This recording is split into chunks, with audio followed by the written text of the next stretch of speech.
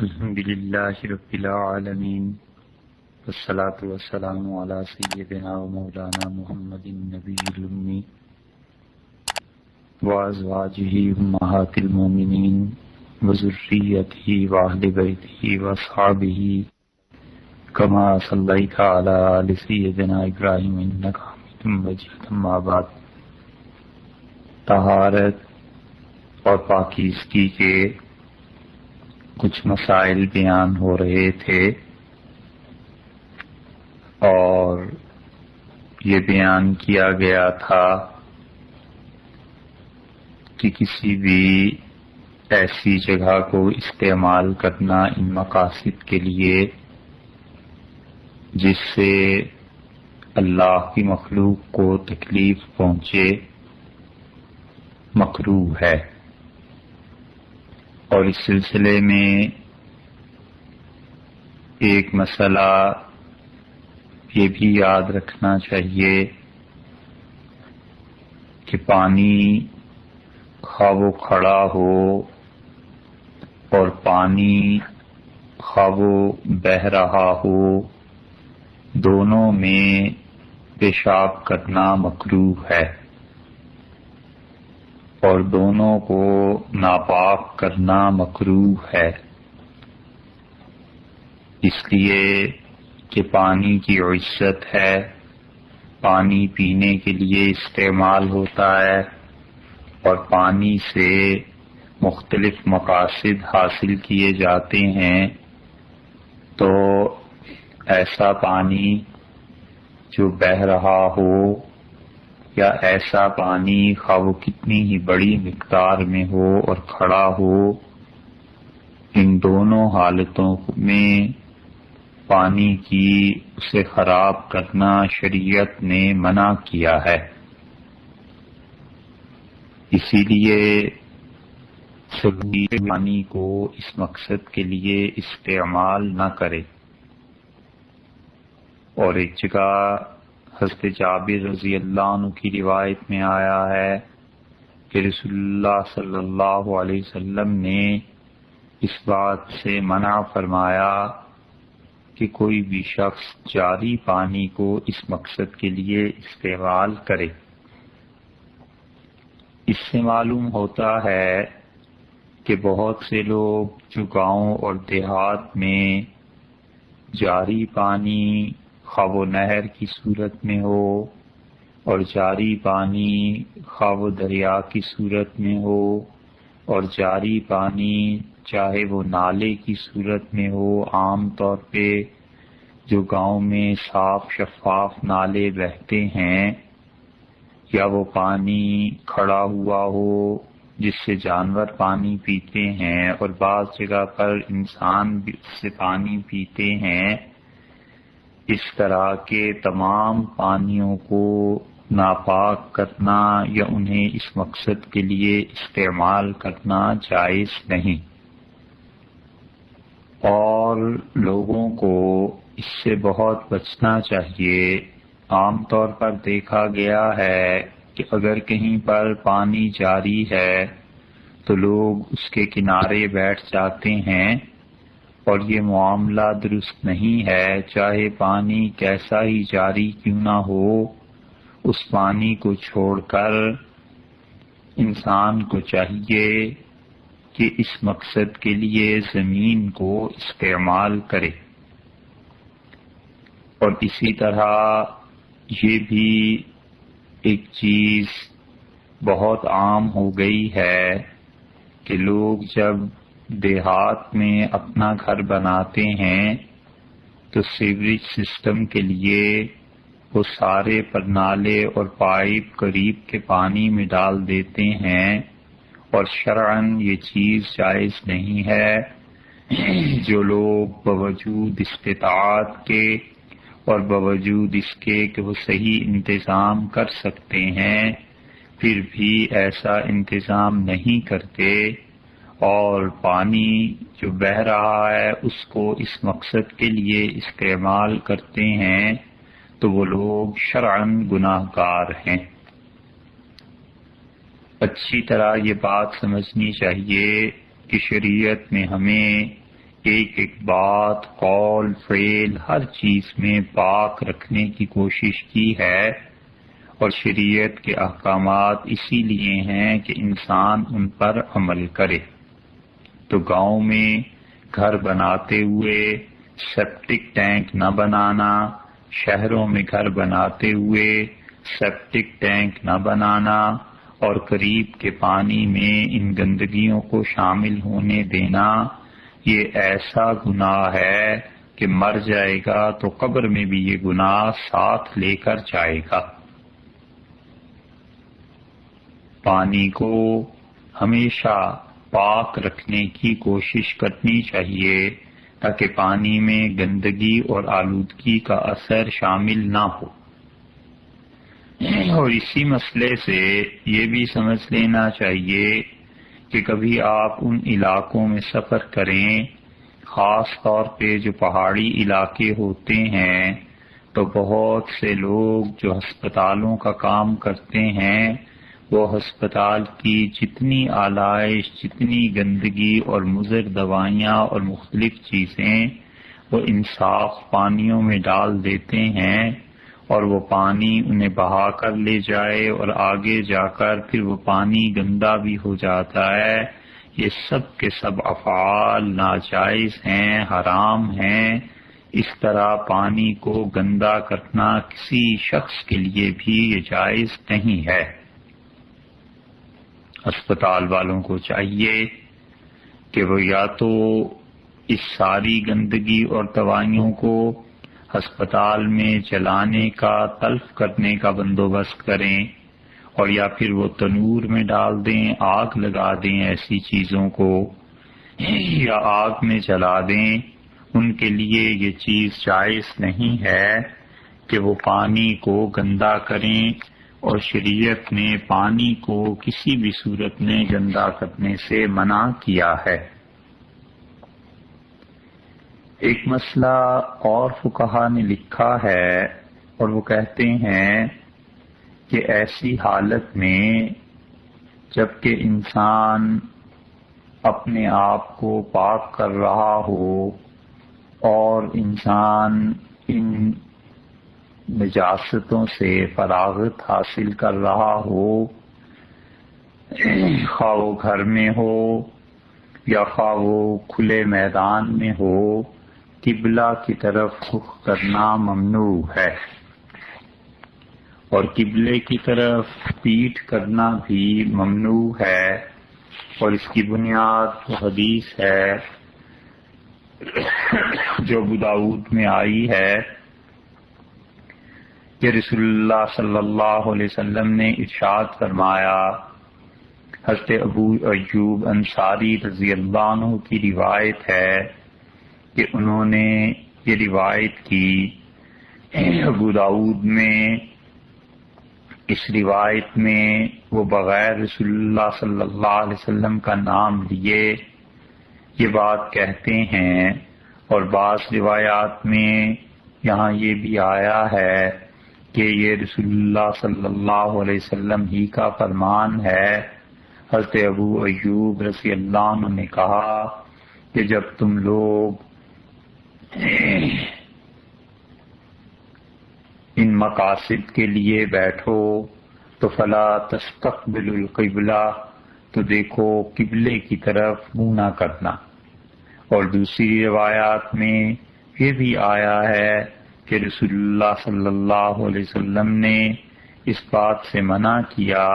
کہ کوئی آدمی قبلے کی طرف منہ کرے یا پیٹھ کرے، اور پھر آپ نے ارشاد فرمایا کہ وَلَٰكِن شَرِّقُوا أَوْ غَرِّبُوا، تم قبلے کے رخ سے دائیں یا بائیں پھر جایا کرو اور قبلے کو چھوڑ دو۔ تو حضرت ابو ایوب انصاری رضی اللہ عنہ کہتے ہیں فَقَدِمْنَا الشَّامَ، اب شام لوگوں نے جب شام فتح کیا تو فَوَجَدْنَا مَرَاحِیض، تو ہم جب وہاں پہنچے تو ہم نے شام میں اکثر و بیشتر جو بیت الخلاء تھے، ٹوائلٹس تھے، قد بنیت قبل القبلہ، وہ قبلہ رخ بنائے گئے تھے۔ وہاں پہ پہلے عیسائی رہتے تھے، اور مشرکین رہتے تھے اور انہیں قبلے سے کچھ غرض نہیں تھی کہ مسلمانوں کا قبلہ کس طرف واقع ہے، تو انہوں نے اپنے گھروں میں جو بیت الخلاء تھے وہ اسی طرح کے بنائے تھے۔ اب ظاہر ہے کہ ایک ہی دن میں یا ایک ہی ہفتے میں پورے شام کے بیت الخلاء ان کا رخ تبدیل کرنا ممکن نہیں تھا، اور یہ بھی ممکن نہیں تھا کہ ان ضروریات کو ختم کر دیا جائے۔ تو انہوں نے فرمایا حضرت ابو ایوب رضی اللہ عنہ نے فَكُنَّا نَنْحَرِفُ عَنْهَا، تو ہم کیا کرتے تھے، بیت اللہ سے ہٹ کے بیٹھتے تھے، وَنَسْتَغْفِرُ اللَّهَ، جتنا ہو سکتا تھا احتیاط کرتے تھے، اور اس کے ساتھ ساتھ نستغفر اللہ، اللہ سے معافی بھی مانگتے تھے اس بات پر۔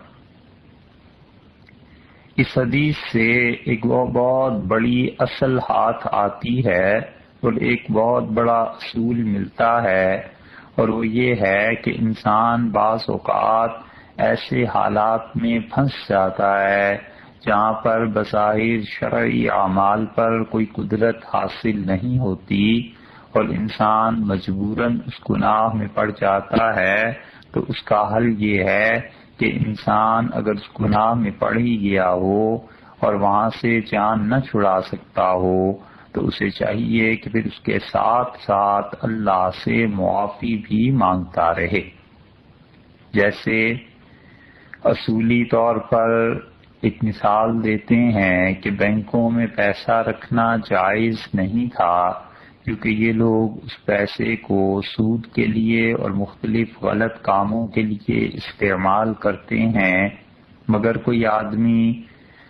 ہمارے زمانے میں وہ پیسہ گھر پر رکھے گا تو بہت زیادہ امکانات یہ ہیں کہ اس کے گھر ڈاکہ بھی پڑے گا،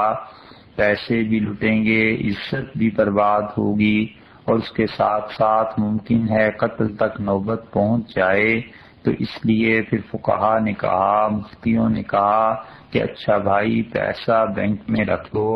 اور بینک کے ذریعے جو پیسے کی آمد و رفت ہے اس کا بھی حساب کرتے رہو،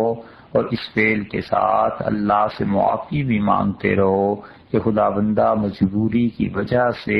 ہم اس سسٹم میں شرکت کر رہے ہیں اس حد تک کہ اپنے پیسے پہ سود نہیں لیتے، مگر بہرحال پیسہ تو بینک میں رکھا ہے، آ جا رہا ہے، اسی کے ذریعے بزنس چل رہا ہے، ہم اس بات کو ہٹا نہیں سکتے تھے، اس کے خلاف پر قدرت نہیں رکھتے تھے، کوئی اور نظام نہیں تھا، تو اللہ ہم اس بات کی بھی معافی چاہتے ہیں۔ یہ جو اصل ہے حضرت ابو ایوب رضی اللہ عنہ کی اس روایت سے ثابت ہوتی ہے کہ حضرت ابو ایوب رضی اللہ عنہ نے کہا، شام جب ہم پہنچے تو جتنے بھی بیت الخلاء تھے وہ سارے اس طرح کے بنے ہوئے تھے، تو ہم انہیں استعمال کرتے تھے، جس حد تک ہو سکتا تھا بچ کر بیٹھتے تھے، لیکن اس کے ساتھ ساتھ اللہ سے معافی بھی مانگتے تھے۔ اس کے بعد ایک اور مسئلہ بھی خیال میں رکھنا چاہیے کہ فقہا نے لکھا ہے کہ بغیر عذر کے کھڑے ہو کر پیشاب کرنا یہ مکروہ ہے اور بد تہذیبی کی حرکت ہے۔ حضرت عمر رضی اللہ عنہ کی روایت ابن ماجہ میں آئی ہے کہ حضرت عمر رضی اللہ عنہ نے کہا کہ رسول اللہ صلی اللہ علیہ وسلم نے اس بات سے منع فرمایا تھا کہ کھڑے ہو کر پیشاب کیا جائے۔ حضرت عائشہ رضی اللہ عنہا کی روایت ترمذی میں آئی ہے کہ انہوں نے کہا کہ نبی کریم صلی اللہ علیہ وسلم بیٹھ کے پیشاب کرتے تھے، اور اگر تم سے کوئی یہ کہے کہ وہ کھڑے ہو کر ایسے کرتے تھے تو تم اس کی تصدیق نہ کرنا۔ اصل مسئلہ یہ ہے کہ حضرت عائشہ رضی اللہ عنہا نے رسول اللہ صلی اللہ علیہ وسلم کو ہمیشہ اسی حال میں دیکھا ہے، اور اگرچہ صحیح بخاری کی روایت میں آتا ہے کہ رسول اللہ صلی اللہ علیہ وسلم نے عذر کی وجہ سے، معذوری کی وجہ سے حضرت صلی اللہ علیہ وسلم نے ایک مرتبہ کھڑے ہو کر پیشاب کیا۔ صحیح بخاری اور صحیح مسلم کی روایت میں آیا ہے، حضرت ابو حذیفہ رضی اللہ عنہ کی روایت ہے، اور وہ نبی کریم صلی اللہ علیہ وسلم کے متعلق یہ کہتے ہیں کہ حضرت صلی اللہ علیہ وسلم تشریف لائے سباطۃ قوم، ایک ایسے کوڑے کرکٹ کے ڈھیر پر، فبال قائما، اور کھڑے ہو کر رسول اللہ صلی اللہ علیہ وسلم نے پیشاب کیا۔ اس حدیث کو آپ سنیے اور پھر اس کے بعد اس کی تشریح بھی سن لیجیے۔ اسی لیے حضرت ابو حذیفہ رضی اللہ عنہ ہی کی دوسری روایت صحیح بخاری میں آئی ہے، وہیں پر یعنی جہاں کتاب الوضو ہے، امام بخاری رحمۃ اللہ علیہ نے مختلف ابواب باندھے ہیں، ان میں سے ایک باب میں، ایک چیپٹر میں وہ ذکر کرتے ہیں، فقال حذیفہ رضی اللہ عنہ نے یہ بات کہی کہ رسول اللہ صلی اللہ علیہ وسلم ایک ایسے کوڑے کرکٹ کے ڈھیر پر تشریف لائے اور آپ نے کھڑے ہو کر پیشاب کیا۔ یہی روایت صحیح بخاری کے علاوہ صحیح مسلم میں بھی آئی ہے، اور یہ روایت سند کے اعتبار سے بھی بہت مضبوط ہے اور متواتر روایت ہے، بہت سی کتابوں میں یہ نقل کی گئی ہے، لیکن امام شافعی رحمۃ اللہ علیہ نے اور امام احمد بن حنبل رحمۃ اللہ علیہ نے یہ بات اس میں بیان کی اس کی شرح میں، اور حافظ ابن حجر رحمۃ اللہ علیہ نے فتح الباری میں یہ نقل بھی کیا ہے کہ عربوں کے ہاں کمر کے درد میں اس ذریعے سے شفا حاصل کی جاتی تھی، یعنی نبی کریم صلی اللہ علیہ وسلم کی کمر میں اتنا درد تھا کہ آپ بیٹھ نہیں سکتے تھے، تو اس وجہ سے رسول اللہ صلی اللہ علیہ وسلم نے یہ بات کی، یہ فعل ان سے ہوا۔ امام بہقی رحمۃ اللہ علیہ نے یہی روایت نقل کی ہے، اور وہ کہتے ہیں کہ رسول اللہ صلی اللہ علیہ وسلم کے گھٹنے پر اندر کی طرف، یعنی گھٹنے کا ایک تو ظاہر ہے جو سامنے ہڈی نظر آتی ہے، اس کے بالکل پیچھے کی طرف زخم ہو گیا تھا جہاد میں، اور اس زخم کی وجہ سے رسول اللہ صلی اللہ علیہ وسلم کو تکلیف تھی، بیٹھ نہیں سکتے تھے، اس وجہ سے رسول اللہ صلی اللہ علیہ وسلم نے کھڑے ہو کے پیشاب کیا۔ اور اگر یہ حدیث صحیح مان لی جائے تو پھر تو ساری کی ساری جتنی بھی تعویلات کی جاتی ہیں وہ سب کی سب اس کے مقابلے میں کچھ کام نہیں دیں گی، کیونکہ اس سے صاف معلوم ہوا کہ رسول اللہ صلی اللہ علیہ وسلم کے لیے معذوری تھی، اور معذوری کی حالت میں آپ نے یہ بات کی۔ اور امام یہ جو ہیں ابن حجر اسقلانی رحمۃ اللہ علیہ، ان کا خیال یہ ہے کہ رسول اللہ صلی اللہ علیہ وسلم نے ایک بار یہ اس لیے کیا تاکہ لوگوں کو یہ احساس دلائیں کہ اگر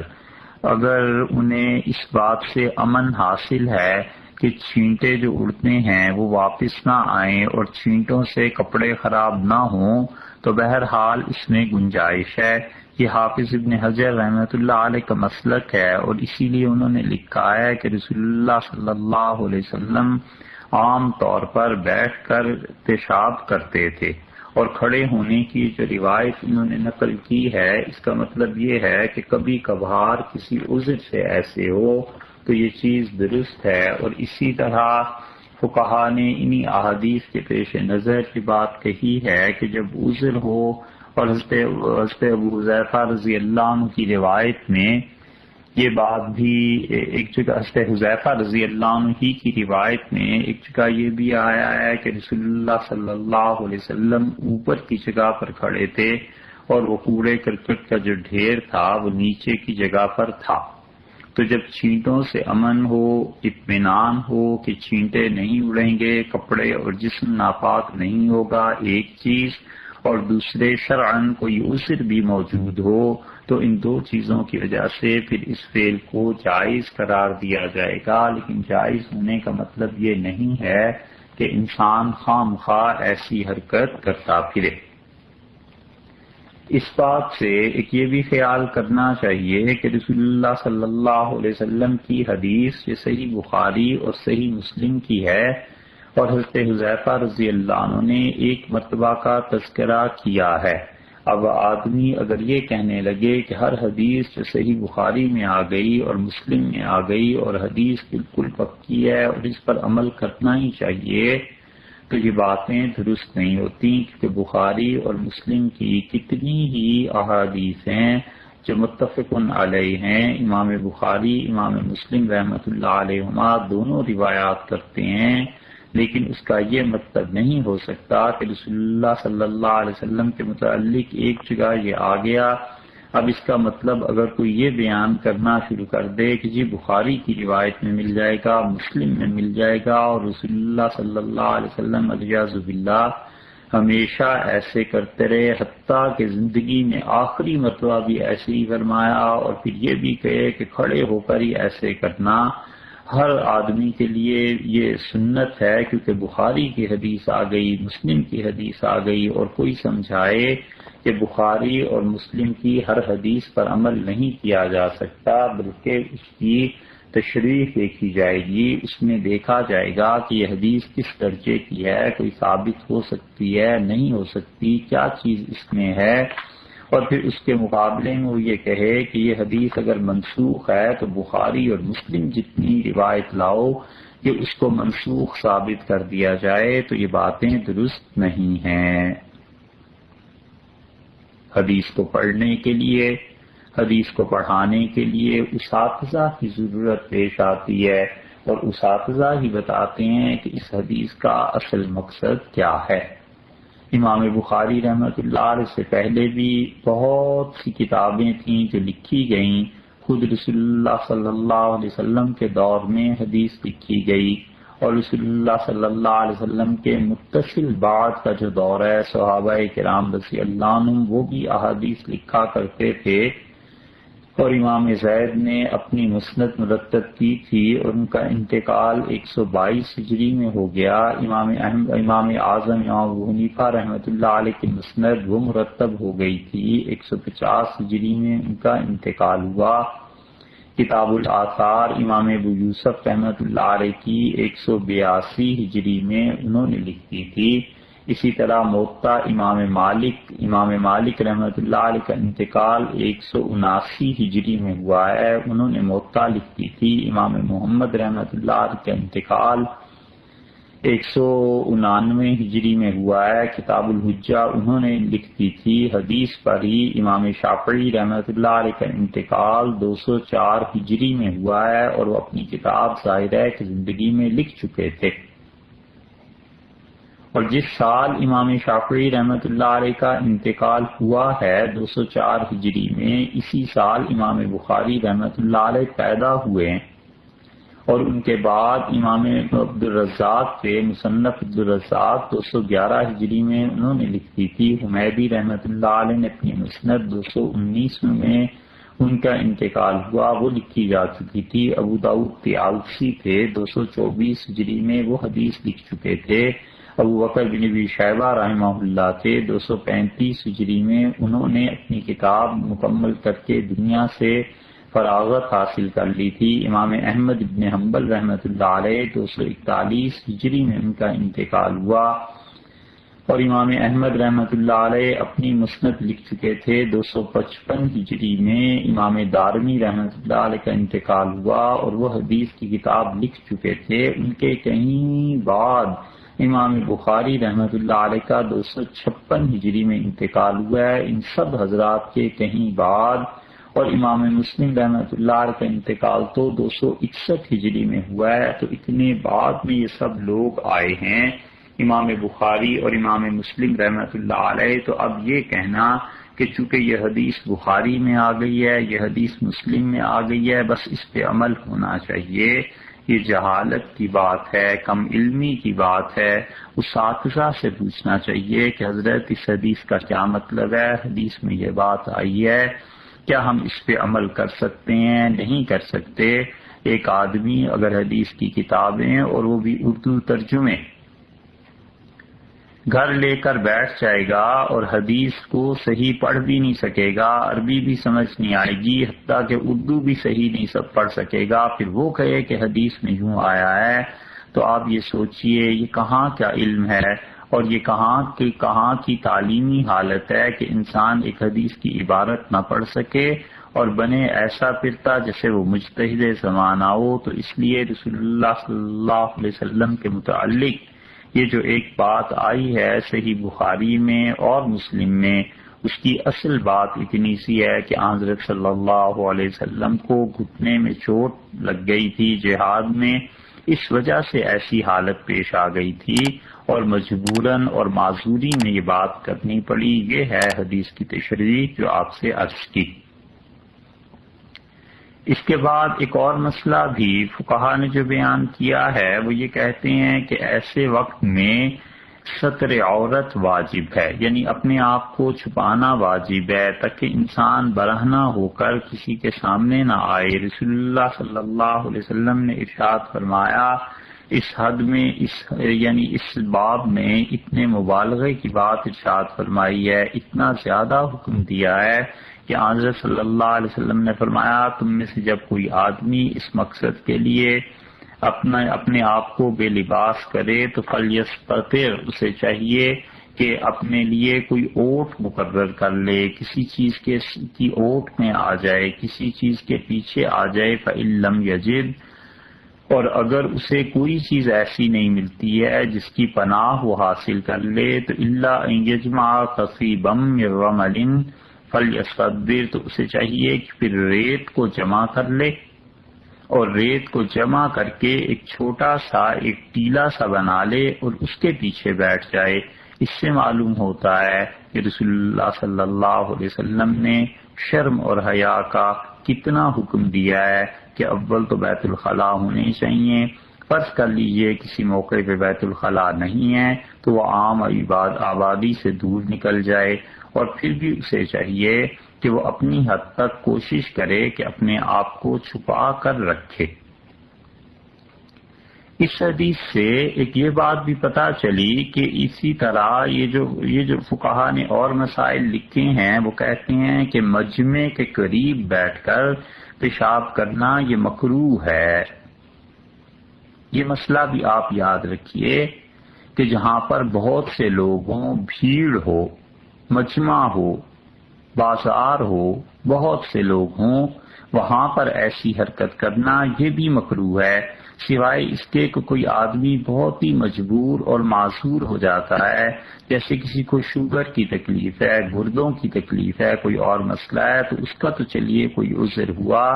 لیکن بغیر عذر کے اس طرح کرنا یہ مکروہ کاموں میں سے، گناہ کے کاموں میں سے ایک حرکت ہے۔ اور آپ کو اندازہ ہوگا ہماری قوم کی شرافت اور تہذیب کا دو چیزوں سے آپ اندازہ لگا لیں، ایک تو کہیں بس رک جائے، ٹائر پنکچر ہو جائے بس کا، یا پیٹرول ختم ہو جائے، یا بس کی کوئی اور چیز ٹوٹ گئی، کسی صورت میں بس رکے صحیح، بس رکنے کی دیر ہے اور قرب و جوار میں لوگ پھیل جائیں گے اور ایسی حرکت کرنے لگیں گے بغیر یہ سوچے ہوئے کہ اس کو منع کیا گیا ہے اور یہ مکروہ کام ہے، اور جو دیکھیں گے ان پر بھی برا اثر پڑے گا، اور اگر اس پہ بو پھیلنی شروع ہو گئی تو یہ اور مکروہ کام ہے۔ یہ تہذیب اور شرافت اب رہ گئی ہے۔ یہ ساری چیزیں اسی لیے ہیں کہ دین کا علم سیکھا نہیں، مسائل کو سیکھا نہیں اور صحیح چیز کو سیکھا نہیں، تو جہاں پہ بھی بس رکی بس شروع ہو گئے بغیر سوچے سمجھے کہ اس بات سے فقہا نے منع کیا ہے اور شریعت نے اسے گناہ کا حکم قرار دیا۔ کبھی آپ کو اتفاق ہو بری کی طرف سفر کرنے کا، لاہور اور پشاور کی طرف سفر کرنے کا، جہاں پر بھی بس رکے گی وہیں یہ حرکت شروع ہو جائے گی، اور یاد رکھیے کہ یہ مکروہ ہے۔ اور دوسری چیز اس سے معلوم ہوتا ہے کہ بعض لوگ استنجا کرتے ہوئے جو ڈھیلے کا استعمال کرتے ہیں یہ نہایت مذموم حرکت، لوگوں کے سامنے ایسی حرکت کرنا، اپنے گھر میں ایسی حرکت کرنا، یہ بے حیائی کی بات ہے اور نہایت سخت مکروہ فعل ہے، بچنا چاہیے اس سے۔ یہ گناہ کے کاموں میں سے ایک کام ہے، مگر کوئی اس کو سمجھا نہیں سکتا۔ بہت ہی شرم محسوس ہوتی ہے کہ ریڈیو پر ایسی باتیں کی جائیں، مگر اس قوم کا حال یہ ہے کہ ان کے لیے ایک ایسا آدمی چاہیے جو مسلسل سر پہ جوتے مارتا رہے کہ یہ کام مت کرو، یہ بے حیائی کا کام ہے، شریعت نے اسے منع کیا۔ حالانکہ یہ ایسی باتیں ہیں جو فطرتاً انسانوں کو سیکھنی چاہیے۔ فطری طور پر بھی اگر شرم حیا ہو تو یہ ڈھیلے کے ساتھ جو کچھ کیا ان کو لوگوں نے تہذیب سیکھنی ہی نہیں، تو کبھی بھی ایسی حرکت نہیں کرنی چاہیے۔ یہ کام مکروہ ہیں، گناہ ہوتا ہے۔ عام مجمع کے سامنے، مجمع کے پاس بیٹھ کے ایسی حرکتیں کرنا یا ڈھیلے اس طرح استعمال کرنا یہ مکروہ ہیں، مت کیجیے ایسی حرکت۔ اس بات کو منع کیا ہے شریعت نے، اور شریعت پہ عمل کرنا چاہیے۔ اس لیے نبی کریم صلی اللہ علیہ وسلم نے ارشاد فرمایا کہ اگر تم لوگوں کو کوئی آڑ اور اوٹ کی چیز نہیں ملتی اور تم کسی ایسی جگہ پہ ہو جہاں ریت مٹی ہے تو اس ریت مٹی کو اکٹھا کر لو، اس کا چھوٹا سا ایک ٹیلا سا بنا لو اور اسی کے پیچھے بیٹھ جاؤ، مگر یہ کہ اپنے آپ کو ایسی بے حیائی میں لانا یہ مناسب نہیں۔ اور اسی طرح حکومت کا بھی یہ کام ہے کہ وہ عام لوگوں کی سہولت کے لیے مختلف جگہ پر ٹوائلٹس بنائے اور انہیں پاک صاف رکھنے کے لیے لوگوں کو مقرر کرے، مگر جب لوگوں کو مقرر کرے گی تو پھر حکومت کا بھی مسئلہ ہے، وہاں پر کون آ کے چیک کیا کرے گا کہ وہاں پر بھی صفائی رہی ہے یا نہیں رہی۔ آوائی جب بگڑا ہوا ہو تو آدمی کس جگہ سے بات کرے، اور وہ جو کہتے ہیں کہ تن ہما داغ شد پمبا کجا نہ ہم، سارا جسمی جب زخموں سے بھرا ہوا ہو تو کہاں کہاں پر کوئی ڈاکٹر اور طبیب روئی رکھے گا اور کس کس زخم کا علاج کرے گا۔ اس قوم کی اخلاقی حالت ایسی تباہی پہ پہنچی ہوئی ہے کہ سوائے انا للہ و انا الیہ راجعون کے پڑھنے کے اور کچھ نہیں کہا جا سکتا۔ ایک اور مسئلہ بھی فقہا نے لکھا ہے اور وہ کہتے ہیں کہ پیشاب کرتے وقت یہ احتیاط ضروری ہے کہ چھینٹیں جسم کو نہ لگیں اور کپڑوں پر نہ لگیں۔ نبی کریم صلی اللہ علیہ وسلم نے ارشاد فرمایا استنزہوا من البول، اور دیکھو پیشاب کی چھینٹوں سے اپنے آپ کو بچاتے رہنا۔ فإن عامۃ عذاب القبر منہ، کیونکہ عام طور پر قبر کا عذاب اسی وجہ سے ہو جاتا ہے کہ لوگ اس میں احتیاط نہیں کرتے اور پیشاب کے قطروں سے اپنے آپ کو پاک نہیں رکھتے اور اس وجہ سے قبر کے عذاب میں مبتلا ہو جاتے ہیں۔ مگر اس سلسلے میں ایک ضروری بات آپ یہ بھی سن لیجئے کہ جس حد تک ہو سکے انسان اس حد تک تو اپنے آپ کو پاک رکھے، مگر اس معاملے میں بہت زیادہ بڑھ جانا اور اپنی جان پہ تشدد کر لینا یہ بھی شریعت کی نظر میں درست نہیں ہے۔ حضرت ابو موسیٰ اشعری رضی اللہ عنہ کے متعلق صحیح بخاری میں آیا ہے کہ کان ابو موسیٰ الاشعری یشدد فی البول، حضرت ابو موسیٰ اشعری رضی اللہ عنہ جو تھے وہ پیشاب کے معاملے میں بہت احتیاط کرتے تھے۔ وہ یقول، اور یہ کہتے تھے کہ ان بنی اسرائیل کان اذا اصاب ثوب احدہم، کہ بنی اسرائیل جو تھے ان میں سے کسی کے کپڑوں پر اگر پیشاب لگ جاتا تھا قرضہ، تو وہ اسے کاٹ ڈالتا تھا، کپڑا کاٹنا پڑتا تھا وگرنہ کپڑا پاک نہیں ہوتا تھا۔ تو اس وجہ سے حضرت ابو موسیٰ اشعری رضی اللہ عنہ نے اتنی احتیاط کی اس سے کہ علامہ عینی رحمۃ اللہ علیہ نے اس کی شرح میں لکھا ہے، وہ کہتے ہیں کہ بوتل میں پیشاب کیا کرتے تھے تاکہ ہر طرح سے اس کی چھینٹوں سے محفوظ رہیں، لیکن یہ بات جب حضرت حذیفہ رضی اللہ عنہ تک پہنچی تو حضرت حذیفہ رضی اللہ عنہ نے اس بات کو پسند نہیں کیا اور انکار کی وجہ سے، یعنی اس بات کو ناپسند کرنے کی وجہ سے جملہ فرمایا کہ لیتہ امسک، کاش ابو موسیٰ رضی اللہ عنہ اس فعل کو کرنے سے رک جائیں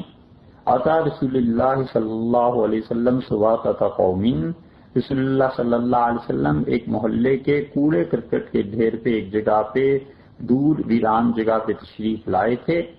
فبال قائما، اور آن حضرت صلی اللہ علیہ وسلم نے اس محلے سے کچھ فاصلے پہ جو ڈھیر کا ایک کوڑے کا ایک ڈھیر تھا اس پہ کھڑے ہو کے پیشاب کیا. اسی کی تشریح آپ سن چکے ہیں حدیث کی، وہ پوری حدیث اصل میں یوں ہے.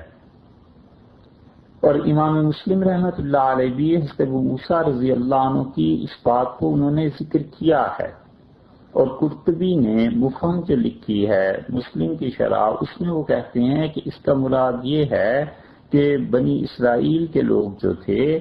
ان کے جسم پہ پیشاب لگتا تھا تو وہ کیا کرتے تھے کہ اپنی جلد کو کاٹ دیتے تھے. ایک رائے تو یہ ہے، اور قرطبی کہتے ہیں کہ ایک بات یہ ہے کہ وہ اپنے چمڑے کو کاٹتے تھے، تو اس کا مطلب یہ نہیں ہے کہ وہ جسم کا چمڑا، بلکہ وہ مختلف جانوروں کی کھالوں کا لباس پہنا ہوا ہوتا تھا تو وہ جانوروں کی کھال کا جو لباس تھا کھال کو کاٹ دیتے تھے. اور ابو داؤد کی روایت میں آیا ہے کہ اپنے جسم کو کاٹ دیتے تھے، لیکن بخاری کی روایت میں یہ صراحت یہاں آ گئی کہ کپڑوں کو کاٹتے تھے. مسلم کی روایت میں آ گئی کہ وہ جو کپڑے ہوتے تھے ان کے وہ جانوروں کی کھالوں کے ہوا کرتے تھے تو اس کھال کو کاٹتے تھے. لیکن ایک راوی یہ سمجھایا اپنی طرف سے، اس نے کہہ دیا، راوی نے جب روایت بالمعنی کی تو اس نے معنوی طور پر کہہ دیا کہ وہ اپنے جسم کو کاٹ لیا کرتے تھے، حالانکہ جسم کو نہیں کاٹتے تھے، کپڑوں کو کاٹتے تھے. اور کپڑے بھی وہ ہوتے تھے جنہیں وہ جانوروں کی کھال سے پہنتے تھے. تو راوی کو شبہ ہو گیا کہ کھال کو کاٹتے تھے تو مراد ان کی اپنی کھال ہوگی. اس کے خیال میں یہ نہیں آیا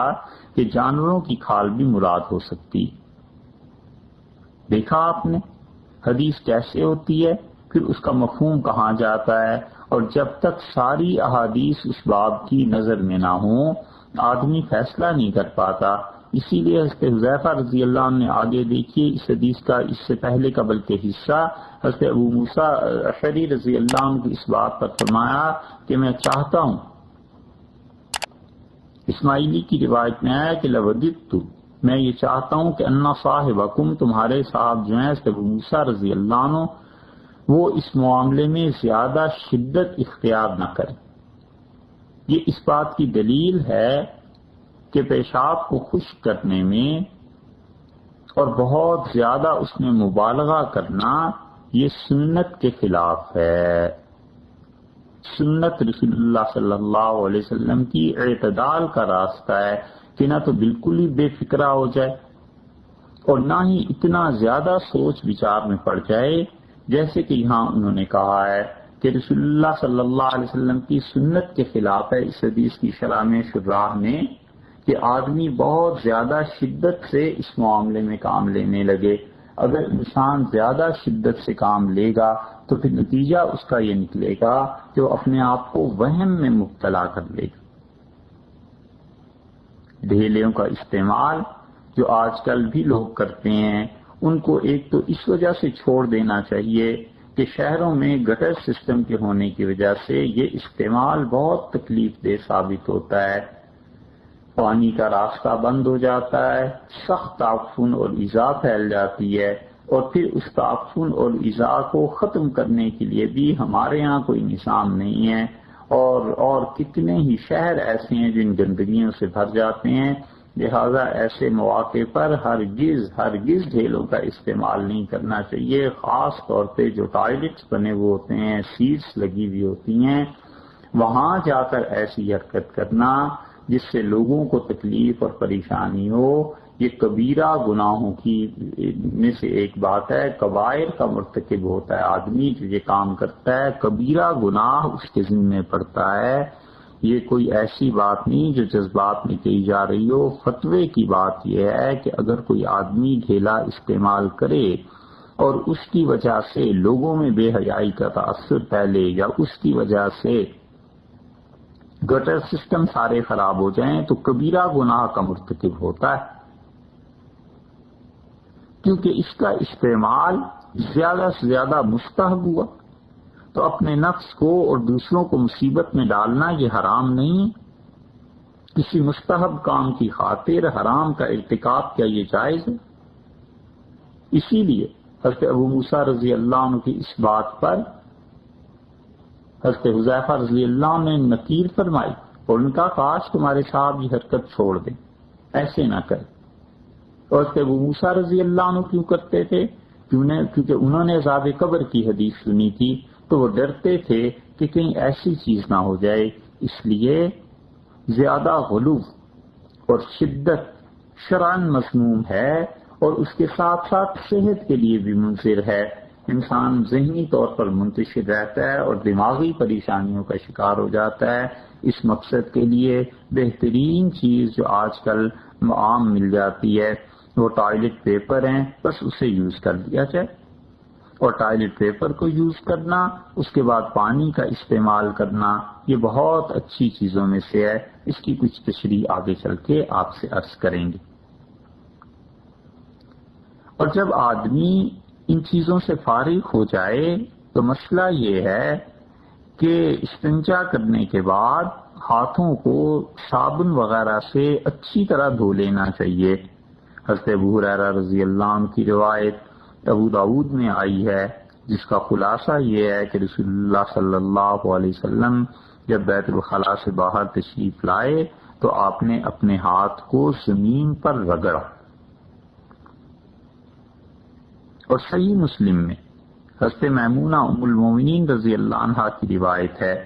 وہ کہتی ہیں کہ رسول اللہ صلی اللہ علیہ وسلم جب ایسی چیزوں سے فارغ ہوتے تھے ثم ضرب بشمالہ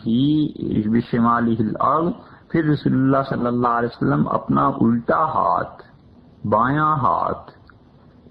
زمین پر رکھتے تھے اور فرماتے ہیں فَدَلَكَهَا دَلْكًا شَدِيدًا، رسول اللہ صلی اللہ علیہ وسلم نے اپنے ہاتھ کو خوب اچھی طرح مل مل کے صاف کیا۔ شدیدن کا لفظ ارشاد فرمایا ہے، یعنی بہت اچھی طرح حضرت صلی اللہ علیہ وسلم نے اپنے دست مبارک کو صاف کیا۔ اس سے معلوم ہوتا ہے کہ آدمی جب ان چیزوں سے فارغ ہے، اور اسی کو حدیث میں حضرت میمونہ رضی اللہ عنہا نے ذکر فرمایا۔ ان چند ایک مسائل کے بعد آخری مسئلہ جو اس سلسلے میں بیان کرنا ہے وہ پاکیزگی اور طہارت کی بات ہے کہ وہ کس چیز سے حاصل کی جائے۔ تو سب سے اچھی چیز تو یہ ہے کہ انسان دو چیزوں کو جمع کر لے، ایک ٹیشو پیپر کا استعمال کرے اور اس کے بعد پانی کا استعمال کرے۔ رسول اللہ صلی اللہ علیہ وسلم تشریف لائے قباء میں، اور اس بستی میں قباء میں اب بھی مسجد ہے، لوگ وہاں جاتے ہیں، نماز پڑھتے ہیں، اور حضرت صلی اللہ علیہ وسلم تشریف لائے اور آپ نے فرمایا کہ بھئی تم لوگ اتنے پاک رہتے ہو کہ اللہ نے تمہاری پاکیزگی کی تعریف کی ہے، اور اللہ تعالی نے فرمایا ہے کہ اس بستی میں ایسے لوگ رہتے ہیں یحبون ان یتطہروا، وہ بہت پسند کرتے ہیں اس چیز کو کہ بہت پاک رہیں۔ تو آخر کون سی پاکیزگی ہے تمہاری جس کی اللہ نے تعریف کی ہے؟ تو انہوں نے عرض کیا کہ اللہ کے رسول، ہم صفائی حاصل کرتے ہیں پہلے مٹی سے یعنی ڈھیلے سے، اور پھر اس کے بعد ہم پانی کا استعمال کرتے ہیں، گویا دوہری طہارت کرتے ہیں، ڈبل جو سسٹم ہے اس کو یوز کرتے ہیں۔ تو رسول اللہ صلی اللہ علیہ وسلم نے اس پر خوشی کا اظہار فرمایا۔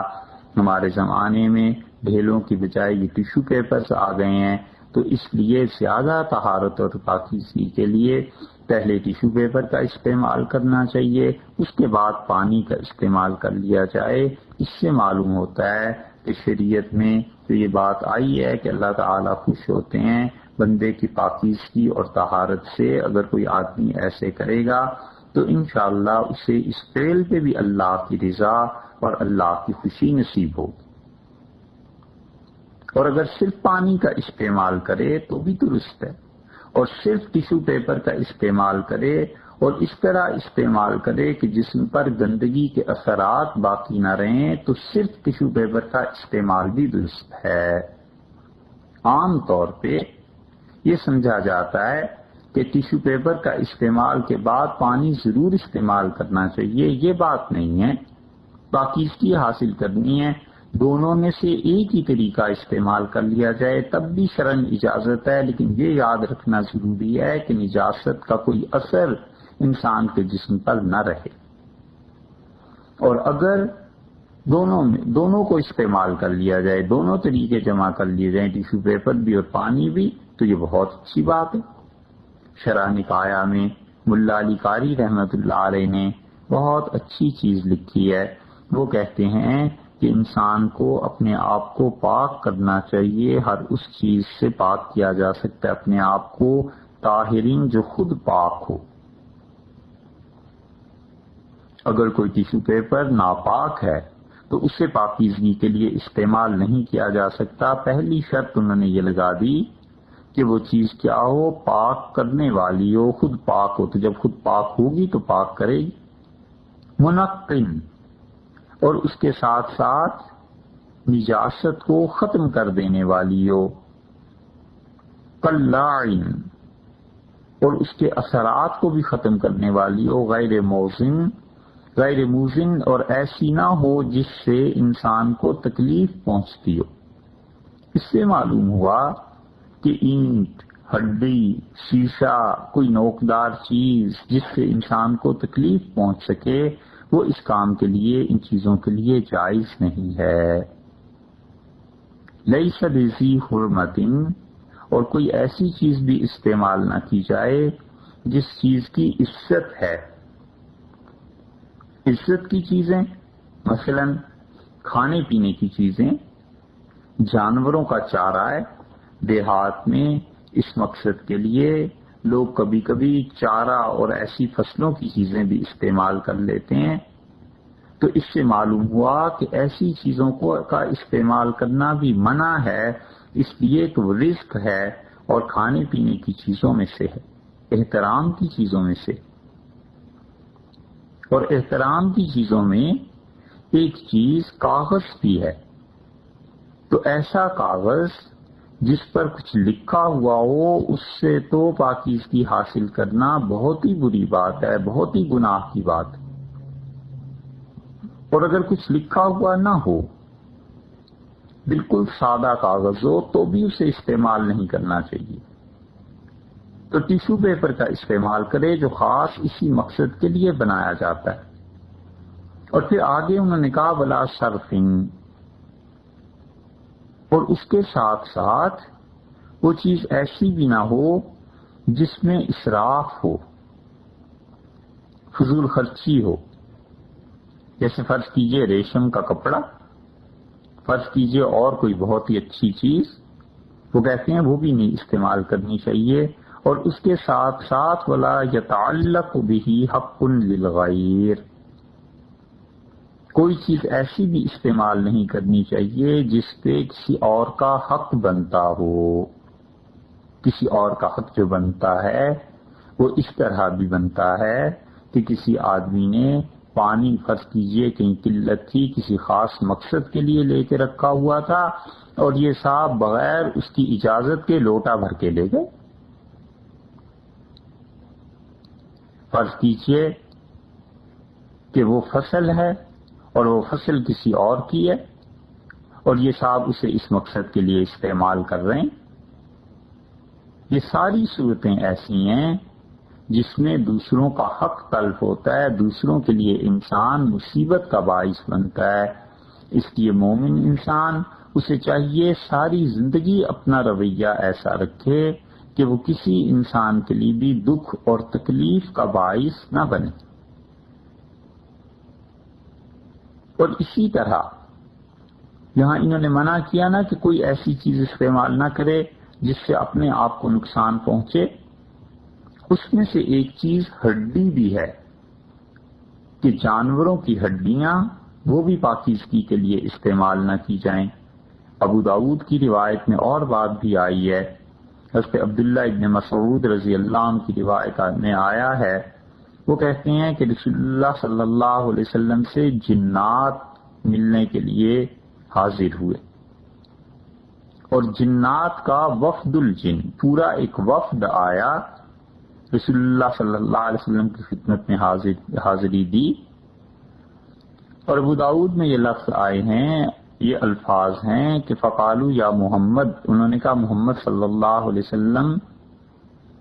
آپ اپنی امت کو اس سے منع کیجئے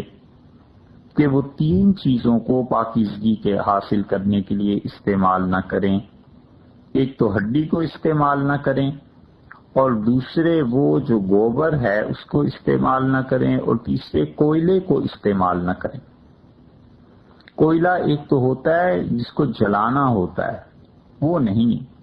کوئلہ جل کر جب بجھ جاتا ہے اس کے متعلق فرمایا کہ اس کو بھی استعمال نہ کریں. عرض کیا رسول اللہ صلی اللہ علیہ وسلم سے کہ اپنی امت سے کہیے کوئلے اور ہڈی کو چھوڑ دیں. فَإِنَّ اللَّهَ عَزَّ وَجَلَّ جَعَلَ لَنَا فِيهَا رِزْقًا، کیونکہ اللہ نے ہماری خوراک ہڈیاں رکھی ہیں اور اللہ نے ہماری خوراک یہ کوئلے رکھے ہیں کہ ہم کوئلے کھاتے ہیں اور ہڈیاں کھاتے ہیں. تو آپ اپنی امت کو منع کیجئے کہ ان چیزوں کو ناپاک نہ کریں. تو پھر کیا ہوا؟ ابو داؤد میں آیا کہ فنہا نبی صلی اللہ علیہ وسلم، رسول اللہ صلی اللہ علیہ وسلم نے ان چیزوں کے استعمال سے ہمیں منع کر دیا. اسی لیے شامی رحمت اللہ علیہ نے اپنے فتاوی میں لکھا ہے کہ کرہ تحریمن، مکروہ تحریمی ہے، کبیرہ گناہوں میں سے ہے، شدید طور پر منع ہے کہ کوئی آدمی ہڈی اس کام کے لیے استعمال کرے یا کھانے پینے کی کوئی چیز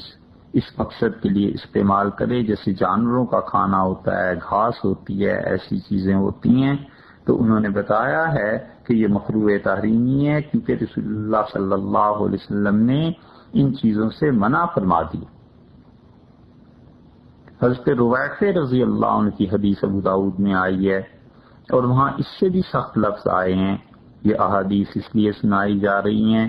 کہ دیہات میں عام طور پر لوگوں کو ان مسائل کا پتہ نہیں ہوتا اور وہ ہڈیوں کو، جانوروں کے چارے کو، اس قسم کی چیزوں کو ان مقاصد کے لیے استعمال کرتے ہیں. تعلیم حاصل کرنی چاہیے بھائی، علم سیکھنا چاہیے، مسائل پہ عمل کرنا چاہیے. شریعت کا یہ مطلب تھوڑا ہی ہے کہ انسان بدتمیز ہو جائے اور بد تہذیب ہو جائے اور شریعت کے نام پر جو مرضی حرکتیں کرتا رہے اور لوگوں کو یہ تاثر دے کہ الیاذ باللہ یہ چیزیں شریعت نے سکھائی. بچنا چاہیے ان چیزوں سے. حضرت رویفع رضی اللہ عنہ کی روایت میں آتا ہے کہ رسول اللہ صلی اللہ علیہ وسلم نے فرمایا جس نے اپنے آپ کو پاک کیا ہڈی سے تو یاد رکھو فإن محمدًا منہ بریء، رسول اللہ صلی اللہ علیہ وسلم اس شخص سے بیزار ہیں، اس شخص سے بری ہیں. رسول اللہ صلی اللہ علیہ وسلم کی بیزاری اس وجہ سے ہے کہ وہ جنات کا حق ضائع کر رہا ہے، جنات کے کھانے پینے کی چیزوں میں دخل دے رہا ہے. تو آج کی جتنی بحث تھی اس سے معلوم ہوا کہ رسول اللہ صلی اللہ علیہ وسلم نے جن چیزوں سے روکا ہے، مثلا جاری پانی سے، مثلا یہ ہڈیوں سے، ان چیزوں کے متعلق ہمیں اپنے طرز عمل کو صحیح کرنا چاہیے. پانی کو کسی صورت ناپاک نہیں کرنا چاہیے، خواہ جاری پانی ہو، بہتا ہوا پانی ہو یا وہ پانی ہو جو ایک جگہ رکا ہوا اور کھڑا ہے.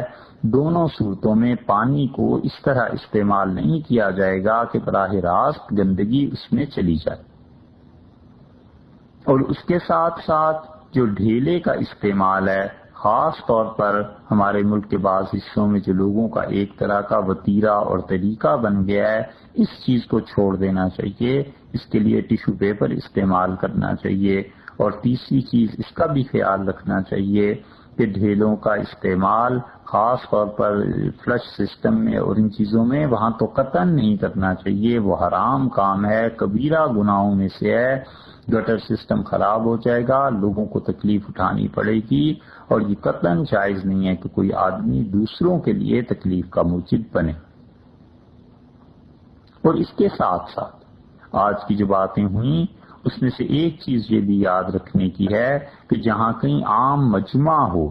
جہاں کہیں عام لوگ کھڑے ہوئے ہوں، جہاں لوگوں کی آمد و رفت ہو، جہاں لوگوں کے لیے بازار ایسی چیزیں ہوں، ان ساری جگہوں کا استعمال جائز نہیں ہے. اس سے منع کیا گیا ہے کیونکہ وہاں پہ بو پھیلے گی اور اس کے ساتھ ساتھ بے حیائی کی باتیں ہوں گی. تو ان چیزوں سے شریعت نے روکا ہے. ان تمام مسائل پر عمل کرنا چاہیے اور اس کی تعلیم دینی چاہیے. اللہ تعالی ہمیں اور آپ کو ان اچھی چیزوں پر عمل